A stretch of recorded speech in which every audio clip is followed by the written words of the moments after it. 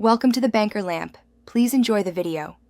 You're starting immediately. Power down, unplug, and ground yourself so you do not risk components.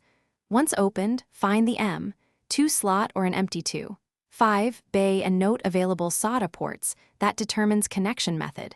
Next, secure the SSD physically with the correct screw or mount adapter so it won't shift. Make sure to plug any required cable into the motherboard and power supply. Finally, boot into BIOS/UEFI to confirm the new drive is visible before continuing. Once the SSD is physically installed and detected by BIOS, log into Windows and open Disk Management. If you prefer command line, DiskPart works too. Initialize the disk as GPT for modern UEFI systems so you avoid legacy limits, then create a partition and format it as NTFS for Windows or XFAT for cross-platform use.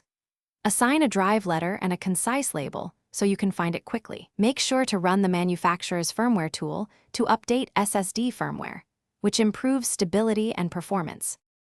Now finalize, migrate data or install an OS. Use a cloning tool for system migration to preserve settings and partitions. Once in use, run a quick benchmark and verify trim is enabled so performance remains consistent.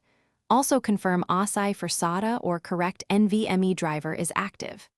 If the drive isn't showing up, reseat connectors and try a different port, toggle BIOS storage mode, OSI versus legacy, or test the SSD in another machine to isolate the problem and avoid unnecessary replacements. Thanks for watching. If this was helpful, leave a like and consider subscribing. See you next time.